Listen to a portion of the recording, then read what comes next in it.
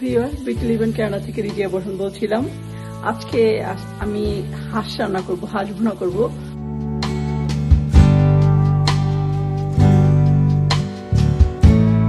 চাচ্ছি আপনাদের সাথে পুরো রেসিপিটা শেয়ার করি, আশা করি আপনাদের ভালো লাগবে।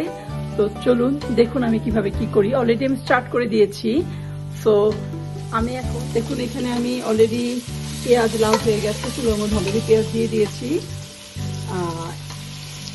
পেঁয়াজটা লাল হয়ে গেছে অলমোস্ট। এখানে আমি হাঁসের মাংস রেখেছি, একটা বড় হাঁস, তো সেটার মাংস এখানে আছে। আর আদার্স যা মশলা সব এখানে আমি পেঁয়াজ আর রসুন লাল করছি।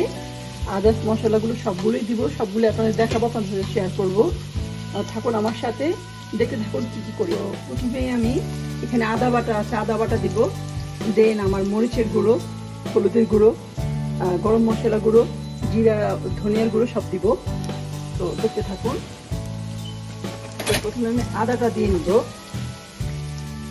আমি আদাটা দিব হলো 2-4 চামচ, একটু বেশি দিব আদা। আদাটা বেশি দিলে ভালো লাগে।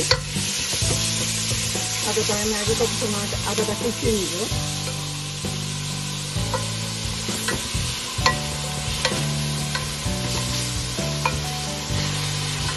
দেন আমি এতে অন্য সব মশলাগুলো অ্যাড করবো। প্রথমে দিব গরম মশলা পুরো, এটা গরম মশলা করে দিচ্ছি। দেন দিব হলুদের গুঁড়ো,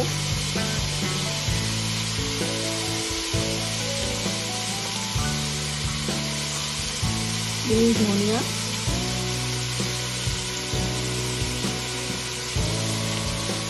এবং দিব মরিচের গুঁড়ো। একটু ঝাল না হলে ভালো লাগে না হাঁসগুলো। এখানে তো ফ্রেশ হাঁস না, আমাদের সবাই ফ্রোজেন। তো একটু যদি কি হয়, একটু যদি আপনি কষিয়ে নেন তাহলে ভালো লাগে। আর সেজন্য একটু বেশিও দিতে হয় পরিমাণ। আমি একটু পানি দিয়ে নিব আগে। এখন আমি একটু পানি দিয়ে নিচ্ছি। আমি তো মশলাটা ভালো করে কষিয়ে নিব।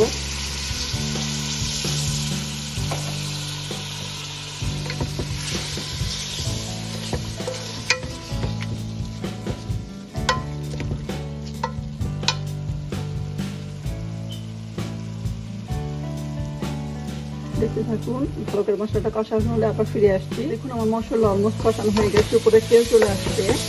এখন আমি এটার মধ্যে কিছু পাকা টমেটো অ্যাড করবো। আমি পাকা টমেটো আগে কেটে রেখেছিলাম, এগুলো সব আমার গাছের টমেটো। তো এগুলো আমি এখন অ্যাড করে দিব। অ্যাড করে দিয়ে আবার এটা ভালো করে কষিয়ে নিব টমেটোর সাথে। টমেটোটা যখন সিদ্ধ হয়ে যাবে দেন আমি হাঁসটার সাথে মেলাবো। টমেটোটা একটু কষিয়ে নিই। টমেটো দিয়ে করে না, বাট আমি টমেটোটা দিই, আমার ভালো লাগে। গ্রেভিটা অনেক টেস্ট আসে অন্যরকম।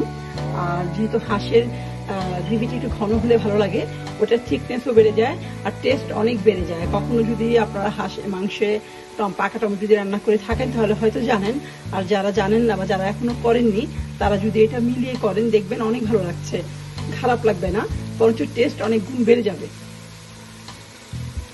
তো আমি অন্য সময় টক দই ইউজ করি। তো আজকে আমার টক দইটা আসলে ফ্রোজেন আর বের করা হয়নি। তো আমি এখন একটু লেবু, কারণ টক দইয়ের কাজটা ওটাও করে, ওটা দিলে টেস্ট অনেক বেড়ে যায়। এর মধ্যে আমার অলরেডি টমেটোটা কষানো হচ্ছে। টমেটোটা কষানো হোক, এর মধ্যে আমি এটা দিয়ে দিব। অলমোস্ট টমেটোটা অলমোস্ট সিদ্ধ হয়ে গেছে, অনেকটা কষানো হয়ে গেছে। দেখতে পাচ্ছেন আপনারা, কষানো হয়ে গেছে, তেল ওঠা শুরু করে দিয়েছে। এখন আমি লেবু দেয়া যে দুধটা ওইটা মিলিয়ে দিব, দিয়ে আবার কিছুক্ষণ কষিয়ে নিব। আর এর মধ্যে in the meantime already আমি লবণ দিয়ে দিয়েছি। আপনারা তো ভাবতে পারেন যে লবণ ছাড়া রান্না করছে না, লবণ আমি দিয়ে দিয়েছি। যখন পেঁয়াজ লাল করছিলাম তখন আমি লবণ দিয়ে দিই, তাহলে পেঁয়াজটা তাড়াতাড়ি লাল হয়ে যায়, সেজন্য। এটা একটা টিপসও বলতে পারেন। তো আমি এখন দুধটা মিলিয়ে দিচ্ছি, লেবু চিপাদের দুধটা সেটা মিলিয়ে দিচ্ছি। এটা দিয়ে আমি আর কিছুক্ষণ নাড়বো।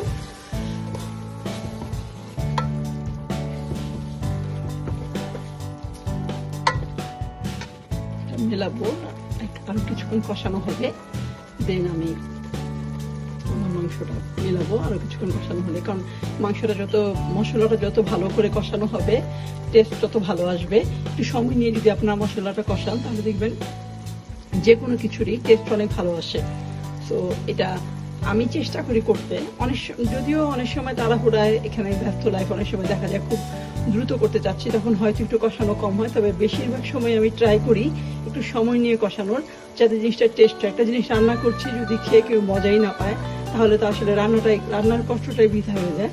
তো আমি চেষ্টা করি যেটাই রান্না করি, জানি না কতটুকু টেস্ট হয়, তবে আমি চেষ্টা করি যেন ভালো হয়। আজকে এটা রান্না করছি কারণ আমার ভাই বোনদেরকে আজকে রাতে আসতে বলেছি, তো চিন্তা করেছি একটু হাঁসের মাংস, একটু চিকেন ফ্রাই, একটু সবজি, একটু নিহারি এগুলো করব, এবং এগুলো সাথে নান থাকবে, আবার একটু ভর্তা ভাজিও থাকবে, সবকিছুই করবো। তো সবকিছু শেয়ার করছি না, আপনাদের সাথে আমি হাঁসটা রান্না করছি সেটা একটু শেয়ার করতে চাচ্ছি। তো আমার অলমোস্ট দেখতে পাচ্ছেন অনেকটা হয়ে গেছে, আর একটু কষাবো আমি, দেন আমি আমার মাংসটা মিলিয়ে দিব।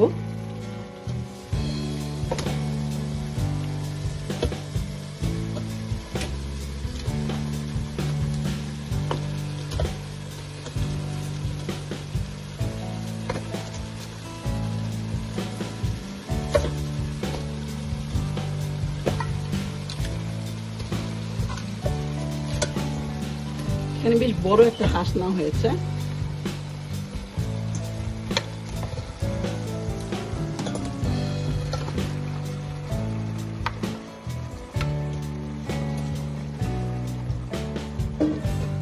হাঁস মিলিয়ে দিয়েছে। এখন আমি একটু মিলাবো এটাকে। হাঁসগুলো তো ফ্রোজেন থাকে, এখানে যখন আমরা কেটে নিয়ে আসি ওরা ফ্রোজেন হাঁস আমাদের কেটে যায়, তারপর আমরা ধর পরও হাঁসগুলো এরকম জোড়া লেগে থাকে, ফ্রোজেন একটা ভাব থাকে। তো সেজন্য আমি যে ধুয়ে বলের মধ্যে রেখেছিলাম সেটার মধ্যে একটা মানে সাথে একটা স্টিকির মতো হয়ে লেগে আছে, একটু ধুয়ে নিতে হবে। তো দেখতে পাচ্ছেন আমি এখন হাঁসটা একটু মিলিয়ে নিই, তারপরে আবার আপনাদের দেখাচ্ছি। আমি আমার অলসো আমার মাল্টি কুকারে নেহারি বসিয়ে দিয়েছি, কারণ যেহেতু আমি হঠাৎ করে ডিসে নিয়েছি নেহারিটা করবো, সো চুলাই করতে গেলে অনেক দেরি হয়ে যাবে, সেজন্য আমি মাল্টি কুকারে বসিয়ে দিয়েছি। এটা হচ্ছে অলরেডি নাট হচ্ছে আমার, এটার মধ্যে নেহারি আছে, নেহারিটা রান্না করবো কারণ নান দিয়ে নেহারি খুব ভালো লাগে। হাঁসটা কষানো হচ্ছে, এই মুহূর্তে আমি হাঁসটাকে একটু ঢেকে দিব ভালো করে কষা হওয়ার জন্য। কিছুক্ষণ পরে আবার আপনাদের সাথে ফিরে আসছি। বন্ধুরা আমি অলরেডি হাঁসটা মশলার সাথে মিলিয়ে দিয়েছি, এখন কিছুক্ষণ কষাবো, 10-15 মিনিট কষাবো, বা একটু সময় বেশিও লাগতে পারে কষাবো। যেন কষানোর পরে তারপরে ঝোল দিব। ঝোল আসলে দিতে হয় না, হাঁসের থেকে যে ঝোল আসে ওটা থেকে হাঁসটা সিদ্ধ হয়ে যায়, এবং ওইভাবে রান্না করলে কষানো টেস্ট হয় বেশি, পানি দিতে হয় না। তো আমিও ট্রাই করবো পানি না দিয়ে রান্না করার জন্য। থাকুন আমাদের সাথে, দেখে থাকুন আমি কিভাবে রান্নাটা শেষ করি। বন্ধু আমার ইসের এখন কি অবস্থা, মাংসের অনেকটা ঝোল উঠে গেছে, এই ঝোলে আমার মাংস রান্না হয়ে যাবে।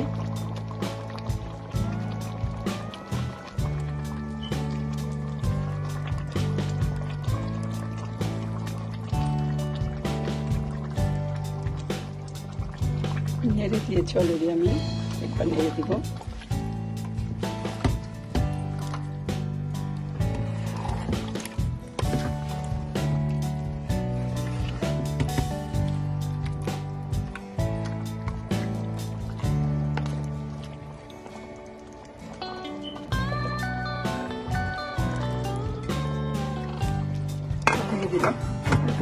এদিকে আমি কিছু দর্শক বন্ধুরা আমার ইসের এখন কি অবস্থা, মাংসের অনেকটা ঝোল উঠে গেছে, এই ঝোলে আমার মাংস রান্না হয়ে যাবে।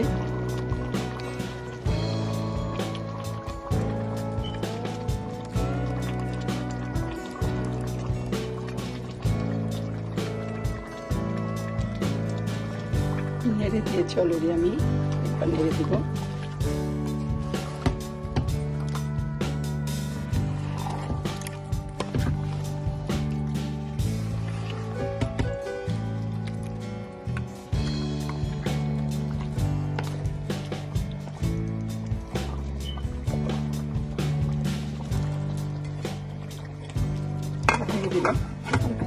এদিকে আমি কিছু চিকেন ড্রামস্টিক নিয়েছি, এগুলো আমি একটু চিড়ে নিয়েছি, কারণ এগুলো আমি সব মেরিনেট করে রাখবো, এয়ার ফ্রায়ারে ফ্রাই করব, চিকেন ফ্রাই করব। এখানে আমার অলমোস্ট হয়ে গেছে আমার নেহারিটা, তো কিন্তু এখনো খোলা যাচ্ছে না, যেহেতু প্রেসারে করেছি, প্রেসারের এটা চাপটা কমার পরে খুলবে, এখন খোলা যাচ্ছে না, যাতে পাকার দিতে হবে। আর এই চিকেন ফ্রাইটা করব। চিকেন ফ্রাইয়ের জন্য সব মশলা দিয়ে মেরিনেট করে রেখে দিব। দেন আমি একটা সবজি করব আর নান করব। এটা আজকের বিকেলের সন্ধ্যার সময় সবাই একসাথে খাবো আর কি, ভাই বোনরা। তো অনেক বেশি কিছু করছি না, কালকে পর্যন্ত আমার কাজ ছিল, আজকে একদিন আমার ছুটি। আমার হাজবেন্ডের বাচ্চার স্কুল, হাজবেন্ডের কাজ, সবার কাজ আছে, তো আমি একা করছি, অনেক কিছু করছি না, জাস্ট সবাই একসাথে একটু গেট টুগেদার হওয়া আর কি। আর ভালো লাগে আসলে ভাই বোনকে নিয়ে একটু সময় স্পেন্ড করলে ভালো লাগে। আমার মনে হয় সবারই এটা উচিত, কারণ আমরা বলতে পারি না আমরা কয়দিনকে বাঁচবো, আজকে আছি কালকে থাকবো কিনা সেটাও জানি না। যতদিন আছি সবাইকে নিয়ে ভালোভাবে আনন্দে থাকাটাই আসলে ভালো আমার মনে হয়। বাবা মা সবার সারা জীবন থাকে না, বাবা মার পরে ভাই বোনরাই সবচেয়ে আপন, সবচেয়ে কাছের। তো আমার বাবা মাও নেই, আল্লাহর রহমতে আমার ভাই বোনরা আমরা খুব ভালো আছি, আমরা সবাই মিলেমিশে থাকি। এখানে আমরা 3 ভাই বোন আছি, আমি আছি, আমার বড় বোন আছে এবং আমার ভাই আছে, আর আরো 2 বোন আছে, ওরা দেশে, ওরা আসলে আসতে চায়নি, ওদেরকেও বলা হয়েছিল কিন্তু ওরা তখন রাজি হয়নি, তো আমরা এসছি, ওরা আসেনি। আমার বড় বোন যে এখানে থাকে, ও প্রায় 30 বছর এখানে, 30 বছর। আমি এখন একটু ঢেকে রেখে দিব মেরিনেট করার জন্য, কিছুক্ষণ ফ্রিজে রেখে দিব, কারণ আমি এটা বিকালে বা সন্ধ্যার দিকে সবাই আসার আগে ভাজবো। চলুন দেখি কি অবস্থা এখন আমার রান্নার।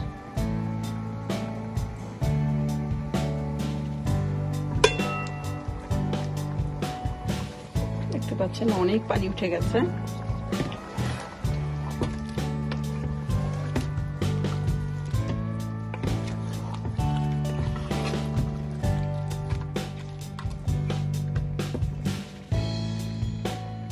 কষানো হচ্ছে, আরো হবে, সময় লাগবে অনেক।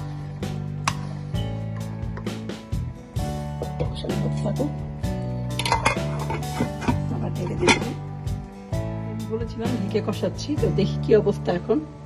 দেখতে পাচ্ছেন অনেকটা ঝোল উঠে গেছে চুলার মাংসের মধ্যে। আমি বলেছিলাম যে আসলে এটাতে অনেক ঝোল আসে, আপনাকে আর বেশি আলাদা পানি দেওয়ার কোনো দরকার নেই, এই ঝোলেই আপনার মাংস কষে সিদ্ধ হয়ে যায়। তো সেটাই দেখাচ্ছি। দেখেন অলমোস্ট অনেকগুলো ঝোল উঠে গেছে। আশা করতেছি এর মধ্যে এটা দিয়েই আমার রান্নাটা হয়ে যাবে, এক্সট্রা কোনো পানি অ্যাড করতে হবে না। এবং এই কষানোর মধ্যে রান্না করলে একটু সময় নিয়ে কষাতে হয়, বাট টেস্টটা অনেক ভালো আসে। আর যদি আপনি পানি ছাড়া এটার পানি দিয়ে রান্নাটা করেন, তাহলে টেস্টটা অনেক ভালো হবে এবং সুন্দর নরম হয়ে যায়, জাস্ট একটু সময় নিয়ে করতে হবে। তো আমার অলমোস্ট দেখতে পাচ্ছেন অনেকটা ঝোল উঠে গেছে, কষানো হচ্ছে। আশা করতেছি আমাকে আলাদা পানি দিতে হবে না, এর মধ্যে ইনশাআল্লাহ হয়ে যাবে। আজকে কি হয়েছে, আজকে আমার হাজবেন্ডের কাজ আছে, তো কাজে চলে গেছে, ক্যামেরার কাজটা ওই করে, আমি এত ভালো পারি না। আজকে হঠাৎ করে আমার মনে হলো যে যেহেতু আমি হাঁসের মাংস রান্না করছি, সেটা আপনাদের সাথে শেয়ার করি। আমার ভালো লাগে যা কিছুই করি আপনাদের সাথে শেয়ার করতে, আমার ভালো লাগে, সেই জন্যই আমি শেয়ার করি, সেজন্য আমি করছি। তো আমার ছেলেও বাসায় নিয়েও স্কুলে, আমি একা করছি বলে ক্যামেরার কাজটা হয়তো অতটা, ভিডিওটা আমি জানি না কেমন হচ্ছে, কারণ আমি আগে কখনো ক্যামেরায় কাজ করিনি। সবসময় ক্যামেরার কাজটা আমার হাজবেন্ডই করে এবং ও খুব ভালো করে। তো আমি করতেছি, যদি ওরকম সুন্দরভাবে না দেখা যায়, ওরকম ভালো না লাগে, আশা করি আপনারা আমাকে ক্ষমা সুন্দর দৃষ্টিতে দেখবেন, কারণ এটা আমার ফার্স্ট ট্রাই একা ভিডিও করা। সেকেন্ড টাইম বা থার্ড টাইমে হয়তো এর চেয়ে কিছু বেটার কিছু করবো আশা করি, কারণ করতে করতেই তো মানুষ শিখে। আমি তো মাত্র শুরু করেছি শেখা, তো আমার কিছু ভুল ত্রুটি হয়ে থাকলে আপনারা ক্ষমা সুন্দর দৃষ্টিতে দেখবেন। আমি যা কিছুই করি আপনাদের আনন্দ দেওয়ার জন্য করি, আপনাদের ভালো লাগার জন্য করি, আর অন্য কোনো উদ্দেশ্য নেই। সো আমি আশা করব সবাই আমার এই ছোটখাটো ভুলগুলো ক্ষমার চোখে দেখবেন। তো আমার মাংস দেখেন অলরেডি অনেকটা পানি ছেড়ে দিয়েছে এবং বলক উঠে গেছে। তো এটা একটু ভালো করে কষবে, আরো কষুক, যখন একটু আবার তেল উঠে আসবে তখন আবার আপনাদেরকে দেখাচ্ছি। দেখতে পাচ্ছেন আমার হাঁসের মাংসের তরকারির অবস্থা কি, প্রথমে একদম বরফ উঠে গেছে, পানি উঠে গেছে, এখন জাস্ট পানিটা শুকাতেই আমার মাংসটা সেদ্ধ হয়ে যাবে। এটাতে আর বেশি দিতে হবে না, পানি দিতে হবে না, কিছুই দিতে হবে না, না ঢেকে দিলেও চলবে। আমি অলরেডি ঢাকনা মুখে দিয়েছি, কারণ যদি ঢেকে দিতে হবে অনেক বেশি নরম হয়ে গেলে ভালো লাগবে না, ছুটে যায় মাংস।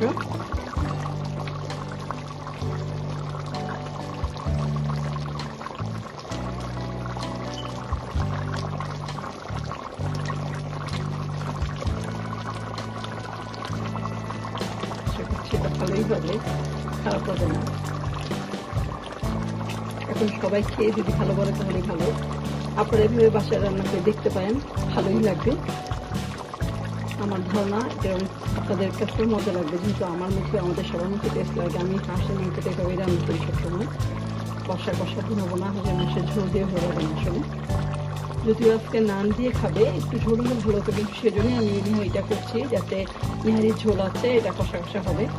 আর চিকেনটাও ফ্রাই, যেহেতু এটা কিন্তু ঝোল থাকবে না। তো দেখতেই পাচ্ছি অলরেডি তেল উঠে যাচ্ছে।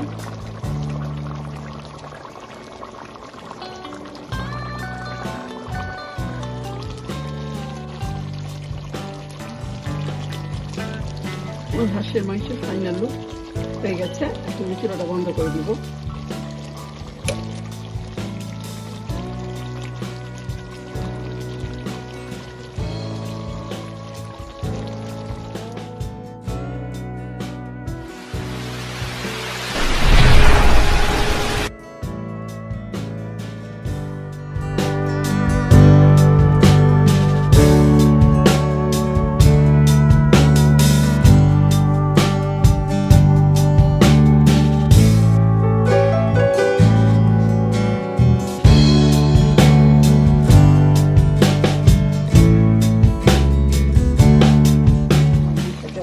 তেল চলে আসছে,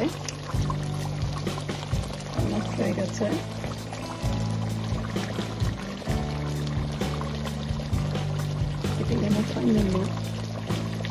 হাঁসের মাংসের আশা করি আপনাদের ভালো লেগেছে।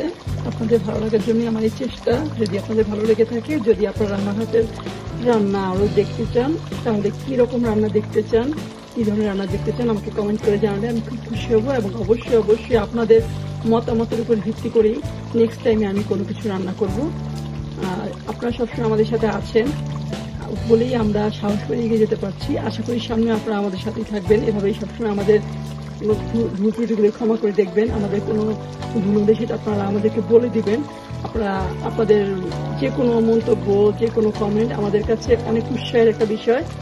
কমেন্ট করলে খুবই খুশি হব। ভালো থাকবেন, সুস্থ থাকবেন এবং বিউটি লেভেল ক্যানাডার সাথেই থাকবেন। আল্লাহ হাফেজ।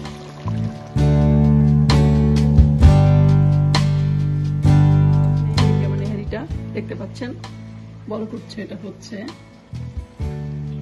এটা সেদ্ধ তো হয়ে গেছে, কিন্তু আরেকটু ঘন করার জন্য, একটু ঠিক বানানোর জন্য একটু জাল দিচ্ছি। এটা আমি একটু কমিয়ে ফেলবো, তাহলে টেস্টটা একটু ভালো আসবে।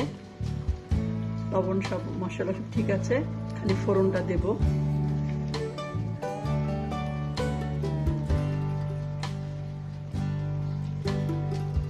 এই আমার নেহারি।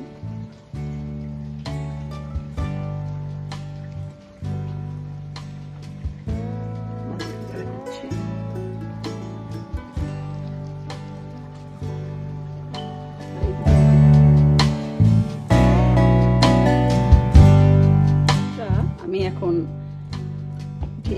একটু ঢেকে রেখে দিব মেরিনেট করার জন্য। কিছুক্ষণ ফ্রিজে রেখে দিব, কারণ আমি এটা বিকালে বা সন্ধ্যার দিকে সবাই আসার আগে ভাজবো।